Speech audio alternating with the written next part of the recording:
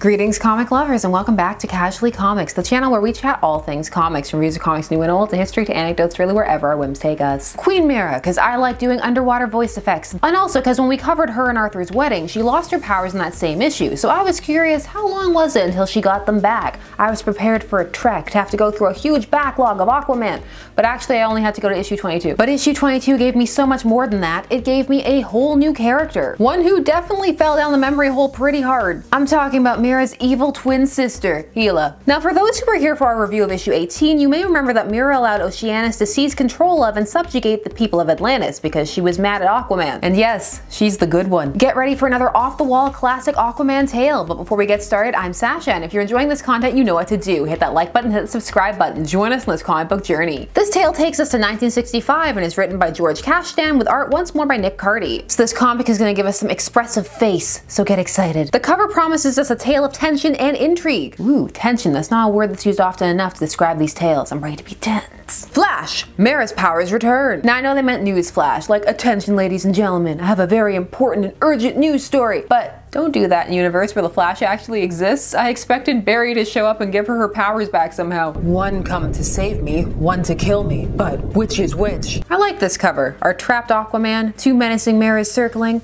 I'm certainly intrigued and excited to be tense. Our teaser page is pure lies and claims it is an Aquaman and Aqualad tale, wherein a giant juggernaut is gonna crush us all. And by us all, they mean the 4 people who are shown on the page. I just want a few more people for the whole we're all doomed sentiment to have a bit more resonance.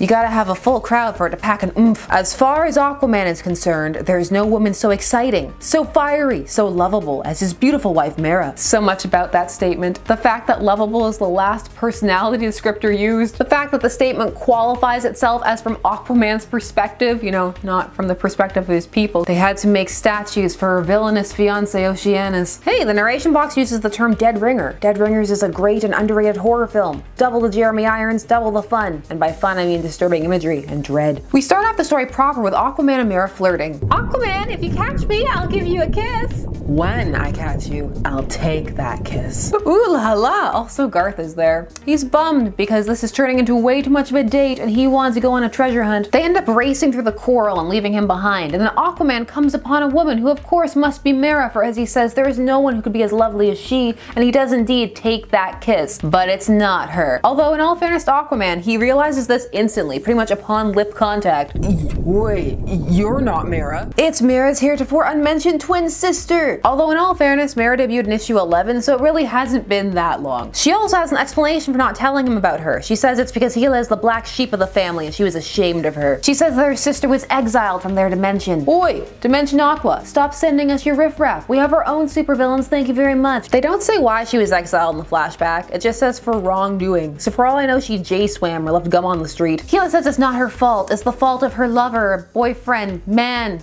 Kandor. No, not the Bottle City. His name is Kandor. She's under his thrall. I was young and foolish when I got involved in Kandor's schemes. She says she wants to escape him and be good again, and she came to Mera for help, especially when she heard that she was married to the great Aquaman. He's spreading these rumors about the great Aquaman. Mera is moved to help, and oh my god, they're fusing into one person. Aquaman is similarly moved, and they set off. She leads them to an underground river and tells them that they must go on from this point without her. They have to deliver this random jeweled starfish that Kandor sent her out to get for him. She tells Mera that he uses a sorcery to keep her under control, but that it won't affect her because it's keyed towards Hela. She specifically says it won't affect Mera's body's cells. Aquaman is still having a great date, by the way. We'll soon be past this, honey, and into Kandor's lair. If it doesn't involve having to sit on the throne and actually rule Atlantis, Silver Age Aquaman is there. So the two split up, and Mera approaches Kandor, who appears to have mutated into a hideous frog-like creature. Only psych, that wasn't him, that was just a prank, bro. Oh, he knows Aquaman! Aquaman! That's right, Mera, panic instantly. Although in all fairness, he too has been captured right away. I see Kandor has an Oceanus shirt. He says that both him and Mera were fools to trust Hela, because her not coming back wasn't part of the plan. He also says that he knew that Mera wasn't Hela because Hela would have never fallen for his toad impersonation trick. Apparently he pulls that all the time. Is this something that happens? Hela just rolls over in the morning and there's a toad? Kandor wants Aquaman to tell him the location of the 7 golden eels, which Aquaman informs us grant whoever grasps the awesome power. The power to do what? I don't know, hold eels successfully? He says he'd rather die than tell, and and Kandor says challenge accepted. He has a whole bunch of obstacles just for this occasion. He proceeds to bombard Arthur with them, a series of traps. Traps like launching 1,001 harpoons at him,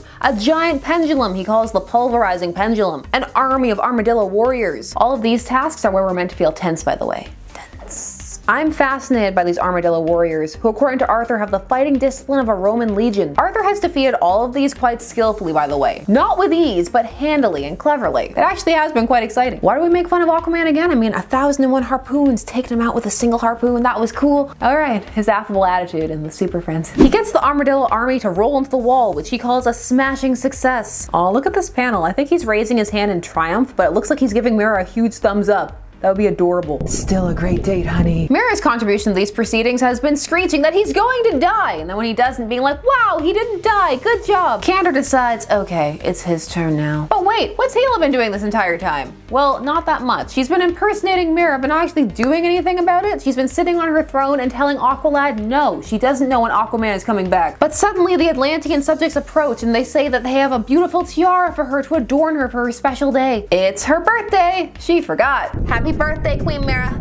I think you're the greatest. I saw that pause, Garth. Hurrah for Queen Mera! Hela is touched by this display of love for her sister and flees thinking she can't go through with this. Little does she know that this is born of the fear that the people have for her. She wasn't around for issue 18. Aquaman and Kandor are talking. Kandor says he was framed and Aquaman tells him, okay, well then let's work together and get your name cleared. But Kandor refuses. Bah! Let them fight. However, Aquaman isn't faring well against the powers that people from Dimension Aqua have. They're water bending, essentially. Hela shows up to help. Don't think about the time frames too much, and Mera watches on, wishing she had her powers so she could join in and help. So Mera rushes through the pyramid of Kandor's lair, presumably to get down to the action, but here's where things start to get a little wonky. Time starts to get displaced and things stop making as much sense. She stops at a mirror where Professor Creon, not Professor Zeon, as a character who dealt with powers, was named in issue 18. This character, Creon, says that Hela called them in their home dimension, and he's recently perfected a way to telepathically give her back her powers. So he does.